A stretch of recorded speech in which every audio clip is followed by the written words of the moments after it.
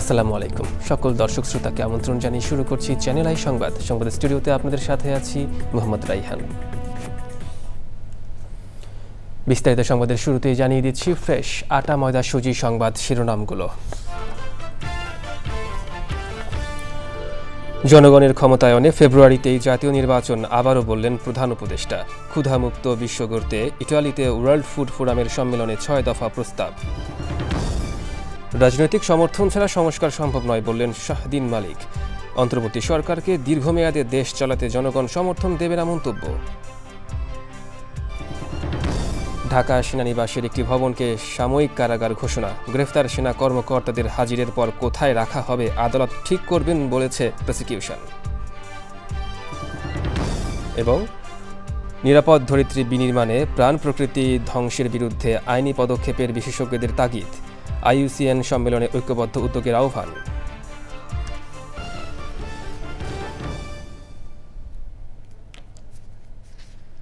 দর্শক সংবাদ শিরোনামগুলো জানাচ্ছিলাম। এখনকার এই সংবাদ আয়োজন একই সঙ্গে চ্যানেল আইয়ের ইউটিউব চ্যানেল এবং চ্যানেল আইয়ের OTT প্ল্যাটফর্ম আই স্ক্রিনে লাইভ স্ট্রিম হচ্ছে।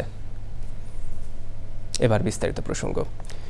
ইটালিতে বিশ্ব খাদ্য ফোরামের সম্মেলনে অন্তর্বর্তী সরকারের প্রধান উপদেষ্টা প্রফেসর মোহাম্মদ ইউনূস বলেছেন, দেশে আগামী ফেব্রুয়ারিতেই জাতীয় নির্বাচন, যার মাধ্যমে ন্যায় ও জনগণের ক্ষমতায়নের প্রতিশ্রুতির প্রাতিষ্ঠানিক রূপ দেওয়া হবে। ক্ষুধা ও দারিদ্র্যমুক্ত বিশ্ব গড়তে সম্মেলনে যুদ্ধবন্ধ সহ 6 দফা প্রস্তাব দিয়েছেন প্রধান উপদেষ্টা। চক্ষর মালিথার রিপোর্ট। জাতিসংঘের খাদ্য ও কৃষি সংস্থা আয়োজিত ওয়ার্ল্ড ফুড ফোরামের উদ্বোধনী অনুষ্ঠান। অন্য বিশ্ব নেতাদের সাথে বক্তব্য রাখেন বাংলাদেশের অন্তর্বর্তী সরকারের প্রধান উপদেষ্টা প্রফেসর মোহাম্মদ ইউনূস। তাঁর বক্তব্যে উঠে আসে দেশের বর্তমান রাজনৈতিক প্রেক্ষাপট থেকে শুরু করে বৈশ্বিক নানা বিষয়। Hunger is not caused by scarcity. It is caused by the failure of the economic framework that we have designed. In 2024, 673 million people went hungry. Yet we produce more than enough food. This is not a failure of production. It's a failure of the economic system. It's a moral failure. While we couldn't raise a few $1 billion to end hunger, the world spent $2.7 trillion on weapons. Is this how we define progress? আগামী ফেব্রুয়ারিতে জাতীয় নির্বাচন আয়োজনের কথাও উল্লেখ করেন প্রধান উপদেষ্টা। People of Bangladesh rose peacefully to reclaim their power to ensure democracy, peace, and human rights for all. It is our youth, the young people, full of courage and hope, who led that movement. Their demand was simple: to give power back to the people, to create a society based on fairness, inclusion, and trust. Today, those young people are engaged in the rebuilding of our institutions. They are shaping a new Bangladesh, one that puts its people at the center of governance. In coming February, we'll hold our national election, and with it, we institutionalize our commitment to justice and people's power. মূল অনুষ্ঠানের বাইরে বিভিন্ন দেশের রাষ্ট্র ও সরকার প্রধান এবং সংস্থা প্রধানদের সাথে বৈঠক করেন প্রধান উপদেষ্টা। চকর মালিথা, চ্যানেল আই। সংবিধান বিশেষজ্ঞ ডক্টর শাহদিন মালিক বলেছেন, সুষ্ঠুভাবে দেশ পরিচালনায় রাজনৈতিক শক্তির বিকল্প নেই। রাজনৈতিক সমর্থন ছাড়া সংস্কারও সম্ভব নয়। যত দ্রুত সম্ভব নির্বাচন হতেই হবে মন্তব্য করে তিনি বলেছেন, অন্তর্বর্তী সরকারকে দীর্ঘমেয়াদে দেশ চালাতে সমর্থন দেবে না জনগণ। জানাতুল বাকিয়াকের রিপোর্ট। রাষ্ট্র সংস্কারের প্রশ্নে রাজনৈতিক দলগুলোর সাথে আলোচনায় দ্বিতীয় মেয়াদে জাতীয় ঐক্যমত্য কমিশন প্রস্তাবিত 20টি বিষয়ের 9টিতে নোট অব ডিসেন্ট দেয় রাজনৈতিক দলগুলো। জুলাই সনদ নিয়ে যেসব কথাবার্তা হচ্ছে পত্রিকায় দেখছি, দ্বিকক্ষ বিশিষ্ট পার্লামেন্টের কথা বলা, উচ্চ কক্ষে পিআর পদ্ধতিতে নির্বাচনের কথা বলা আছে, রাষ্ট্রপতির ক্ষমতা বাড়ানোর কথা বলা আছে, প্রধানমন্ত্রী 2 টার্মের বেশি থাকতে পারবেন না, 2 মেয়াদের বেশি, এই ধরনের অনেকগুলি কথা বলা আছে যেটা আমাদের বর্তমান সংবিধানের সাথে সম্পূর্ণ সাংঘর্ষিক। তাহলে এইটা যদি সব দল নোট অফ ডিসেন্ট উইথড্র করলো, গণভোটে পাশ হলো, তাহলে কি এগুলি যে সংবিধানের সাথে যে বিরোধী বা সংবিধান পরিপন্থী যে ধারাগুলি আছে, তাহলে কোনটা টিকবে? ওইটা টিকবে না সংবিধান টিকবে? জুলাই সনদ বাস্তবায়ন পদ্ধতি প্রশ্নে গণভোট জাতীয় নির্বাচনের আগে না পরে হবে তা নিয়ে ঐক্যমত্য ছাড়াই 8 অক্টোবর শেষ হয় দীর্ঘ 9 মাসের আলোচনা। নির্বাচন হতেই হবে, কারণ না হলে এর কোনো বিকল্প তো নাই। এই অন্তর্বর্তীকালীন সরকারের উপরে আমার মনে হয় যে জনগণের আস্থা দিন দিন কমে যাচ্ছে। এই মধ্যপ্রাচ্যে রাজাদের দেশ ছাড়া দুনিয়ার প্রত্যেকটা দেশেই সরকার ভালো হোক খারাপ হোক, এটা একটা রাজনৈতিক ভিত্তি তার লাগবে, রাজনৈতিক শক্তি লাগবে, রাজনৈতিক দল লাগবে। কিন্তু যে দেশে বড় বড় সংস্কার করবেন যেখানে রাজনৈতিক দলের সমর্থন ছাড়া, এটা তো সম্ভব না। কেবল সংবিধান কেন্দ্রিক সংস্কারের সমালোচনা করেছেন এই আইন বিশেষজ্ঞ। তেমন কি কোনো সংস্কারের কথা জোর গলায় বলতে পারবে যে এটা সংস্কার করেছে? হ্যাঁ, তারা আগের আওয়ামী লীগপন্থী সরকারি কর্মকর্তা কর্মচারীদের সরিয়েছে, অবসর দিয়েছে। কিন্তু আপনি দেশের সংস্কারের অর্থ যদি সার্বিক অর্থে বলেন, অর্থনৈতিক সংস্কার, সামাজিক সংস্কার, শ্রমিকদের অধিকার, নারীদের অধিকার, শিক্ষা সংস্কার, কিছুই হয়নি।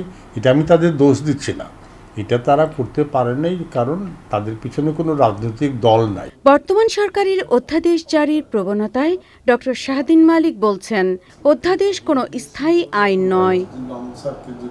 জান্নাতুল বাকিয়া কেকা, চ্যানেল আই, ঢাকা। ঢাকা সেনানিবাসের একটি ভবনকে সাময়িক কারাগার ঘোষণা করেছে সরকার। মানবতা বিরোধী অপরাধে অভিযুক্ত 15 সেনা কর্মকর্তাকে হেফাজতে নেওয়ার পর এ নিয়ে প্রজ্ঞাপন জারি করে স্বরাষ্ট্র মন্ত্রণালয়। চিফ প্রসিকিউটর বলেছেন, গুমের ঘটনায় সেনা সদস্যদের গ্রেফতার করা হলে তাদের ট্রাইব্যুনালে হাজির করার পর আদালত ঠিক করবেন আসামিদের সাবজেল নাকি অন্য কোনো কারাগারে পাঠাবেন। প্রসিকিউশন জানিয়েছে, সারা দেশীয় অপরাধ সংগঠনে নিরাপত্তা উপদেষ্টা তারিক আহমেদ সিদ্দিকী যে শেখ হাসিনাকে উস্কানি দিয়েছেন তা প্রমাণ করা গেছে। মাজহারুল হক মান্নার রিপোর্ট। জুলাই গণ অভ্যুত্থানের সময় মানবতাবিরোধী অপরাধের মামলায় শেখ হাসিনা সহ 3 আসামির বিরুদ্ধে দ্বিতীয় দিনের মতো যুক্তিতর্ক উপস্থাপন করেছে প্রসিকিউশন। সারা দেশে যে অপরাধ হয়েছে তা কিভাবে বিস্তৃত ও পরিকল্পিত ছিল তার ব্যাখ্যা দেন তারা। আমরা প্রমাণ করেছি যে জুলাই আগস্টে যে আক্রমণ হয়েছিল, যে মানবতাবিরোধী অপরাধটা হয়েছিল, সেগুলো ব্যাপকভাবে পরিচালিত হয়েছিল, ওয়াইড স্প্রেড ছিল, সিস্টেম্যাটিক ছিল এবং এটা ফুললি আন্তর্জাতিক আইনের শর্ত অনুযায়ী এইটা ক্রাইমস অ্যাগেনস্ট হিউম্যানিটি বা মানবতাবিরোধী অপরাধ, যেটি এই ট্রাইব্যুনালে বিচারযোগ্য। সেনাবাহিনী যদি গুলি করে কিছু সংখ্যক মানুষ মেরে ফেলে তাহলেই বিক্ষোভ বন্ধ হয়ে যাবে। সুতরাং শেখ হাসিনাকে উস্কানি দেওয়া এবং পরিকল্পনায় সাহায্য করা এবং তার নির্দেশ অনুযায়ী প্রভাবিত করে মানুষকে গুলি করে হত্যা করার নির্দেশ তারিক সিদ্দিকী দিয়েছেন, সেই প্রমাণগুলো আমরা আদালতে তুলে ধরেছি। গুমের ঘটনায় বুধবার 30 জনের বিরুদ্ধে গ্রেপ্তারি পরোয়ানা জারি করেন আন্তর্জাতিক অপরাধ ট্রাইব্যুনাল। তাদের 25 জনই সাবেক ও বর্তমান সেনা কর্মকর্তা।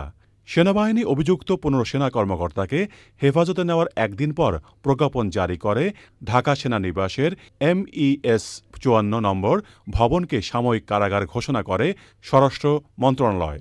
যখন কোনো আসামির বিরুদ্ধে গ্রেপ্তারি পরোয়ানা জারি হবে তখন সরাসরি কিন্তু কাউকে জেলে নেওয়ার কোনো বিধান নাই। আইন হচ্ছে আসামিকে গ্রেপ্তার করে আদালতে আনতে হবে। আদালতে আনার পরে আদালত যদি ফার্দার অর্ডার দিয়ে বলেন তাকে কারাগারে পাঠানো হোক, তখন কারাগার বলতে সেটা কেন্দ্রীয় কারাগার হতে পারে, সেটা জাতীয় সংসদ ভবনের মধ্যেও হতে পারে, MP হোস্টেল হতে পারে, বা অন্য কোনো জায়গাকেও যদি সরকার কারাগার ঘোষণা করেন সেই জায়গায় পাঠানো যেতে পারে। চিফ প্রসিকিউটর জানিয়েছেন, আসামিকে গ্রেপ্তারের জন্য শুধু পুলিশকে ক্ষমতা দেওয়া আছে। মাজহারুল হক মান্না, চ্যানেল আই, ঢাকা।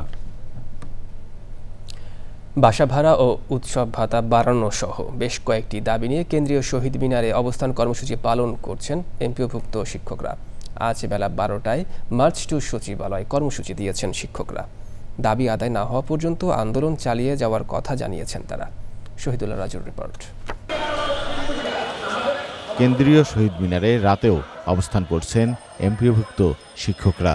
কয়েক মাস আগে সরকার এমপিওভুক্ত শিক্ষকদের বাসা ভাড়া, মেডিকেল ও উৎসব ভাতা বাড়ানোর কথা বললেও প্রতিশ্রুতি বাস্তবায়ন না হওয়ায় সোমবার কেন্দ্রীয় শহীদ মিনারে অবস্থান কর্মসূচি পালন করেন তারা।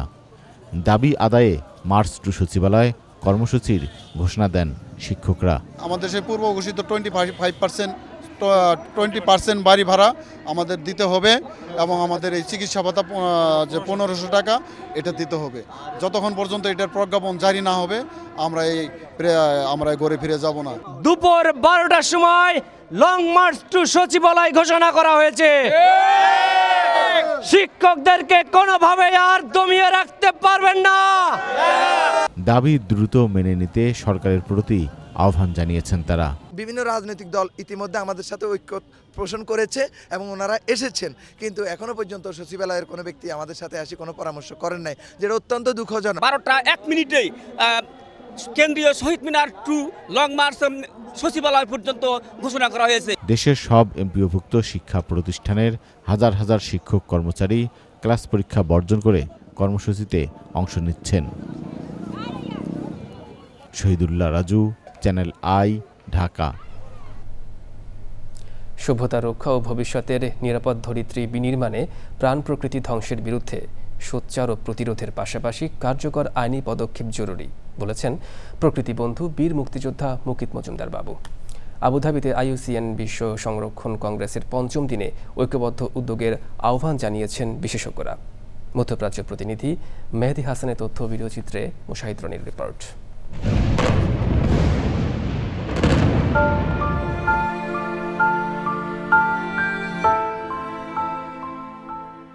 ফিলিস্তিনে দখলদার ইসরায়েলি হামলায় শুধু গণহত্যা আর নির্বিচার অবকাঠামোই ধ্বংস হয়নি, বরং মাইলের পর মাইল জুড়ে দূষণ ও ধ্বংস হয়েছে প্রাণ প্রকৃতি। এক্ষেত্রে আইনি কাঠামো থাকলেও নেই তার যথাযথ প্রয়োগ। আবুধাবিতে IUCN বিশ্ব সংরক্ষণ কংগ্রেস 2025-এর ৫ম দিনে প্রতিনিধি রাষ্ট্রগুলোর ভোটাভুটি ও নিয়মিত কর্মসূচিতে তাই কার্যকর উদ্যোগের দাবিতে আগামী ২০ বছরের করণীয় নির্ধারণ। এমন বাস্তবতায় উপযুক্ত শিক্ষা, সচেতনতা, আলোচনা ও সার্বজনীন অংশগ্রহণে সমাধানের রূপরেখা দেখছেন বিশেষজ্ঞরা। Ecocide law is all about creating criminal responsibility for the worst harms against nature.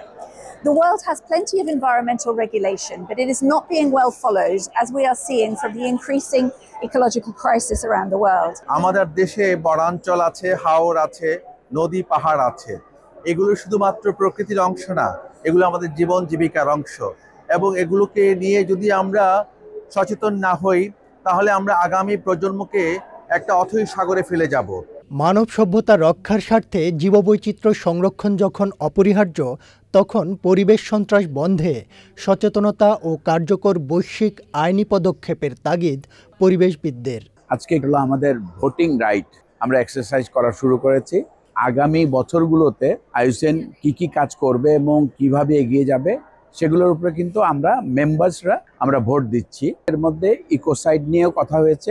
ইকোসাইডের ব্যাপারটিও যে ঘটে জেনোসাইডের পাশাপাশি, এবং সেখানে যে আমাদের জীববৈচিত্র্য ধ্বংস হচ্ছে সেটা কিন্তু খুব কমই আলোচনা হয়। ইন্টারন্যাশনাল ট্রাইব্যুনালে যাতে এটা উপস্থাপন করা হয়, এবং যখন এই ধরনের বায়ু দূষণ বলি, জল দূষণ বলি, আমাদের মাটি দূষণ বলি, যত ধরনের দূষণ আছে সেই দূষণগুলোকে কিন্তু অপরাধ হিসাবে গণ্য করে এগুলোকে আইনগত ব্যবস্থা নেওয়ার কথা বলা হয়েছে।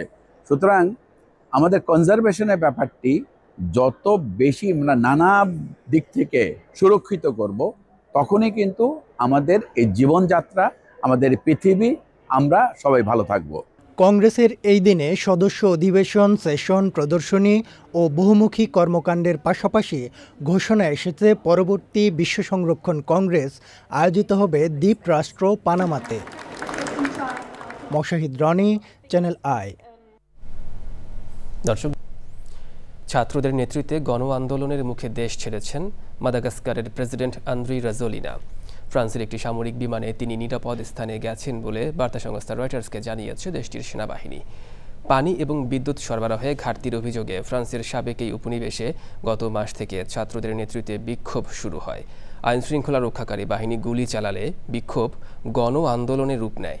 কয়েকদিনের বিক্ষোভে মাদাগাস্কারে অন্তত 22 জন নিহত হয়েছেন।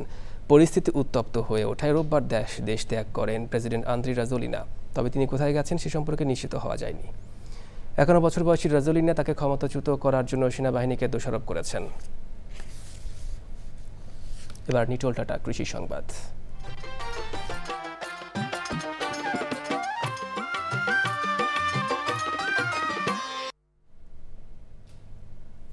যশোরে আমন খেতে মাজরা পোকা ও পাতা মোড়ানো পোকার প্রাদুর্ভাব দেখা দিয়েছে। এতে ধানের ফলন নিয়ে দুশ্চিন্তায় কৃষক। তারা বলছেন, পোকা দমনে কীটনাশক প্রয়োগ করেও কোনো প্রতিকার পাওয়া যাচ্ছে না। এ অবস্থায় কৃষি বিভাগের সহযোগিতা চাইছেন তারা।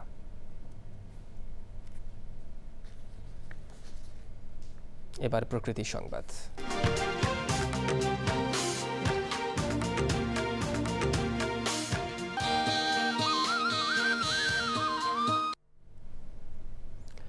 পানি বৃদ্ধি ও তীব্র ঢেউয়ের কারণে ভাঙন দেখা দিয়েছে নোয়াখালীর হাতিয়ায়। ইতিমধ্যে বিলীন হয়ে গেছে শত শত একর আবাদি জমি, ভিটাবাড়ি ও গাছপালা সহ বিভিন্ন স্থাপনা। প্রতিনিয়তই আতঙ্কে দিন যাপন করছেন মেঘনাপাড়ের হাজারো মানুষ। ভাঙন রোধে দ্রুত কার্যকর ব্যবস্থা নেওয়ার দাবি স্থানীয়দের। শিগগিরই বাঁধ নির্মাণের আশ্বাস দিয়েছে পানি উন্নয়ন বোর্ড।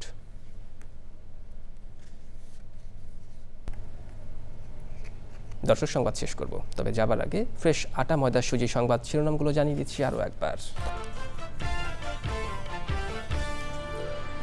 জনগণের ক্ষমতায়নে ফেব্রুয়ারিতে জাতীয় নির্বাচন আবারও বললেন প্রধান উপদেষ্টা। ক্ষুধামুক্ত বিশ্ব গড়তে ইটালিতে ওয়ার্ল্ড ফুড ফোরামের সম্মেলনে 6 দফা প্রস্তাব। রাজনৈতিক সমর্থন ছাড়া সংস্কার সম্ভব নয় বললেন শাহদিন মালিক। অন্তর্বর্তী সরকারকে দীর্ঘমেয়াদে দেশ চালাতে জনগণ সমর্থন দেবে না মন্তব্য। ঢাকা সেনানিবাসের একটি ভবনকে সাময়িক কারাগার ঘোষণা। গ্রেফতার সেনা কর্মকর্তাদের হাজিরের পর কোথায় রাখা হবে আদালত ঠিক করবেন বলেছে প্রসিকিউশন। এবং নিরাপদ ধরিত্রী বিনির্মাণে প্রাণ প্রকৃতি ধ্বংসের বিরুদ্ধে আইনি পদক্ষেপে বিশেষজ্ঞদের তাগিদ। IUCN সম্মেলনে ঐক্যবদ্ধ উদ্যোগের আহ্বান।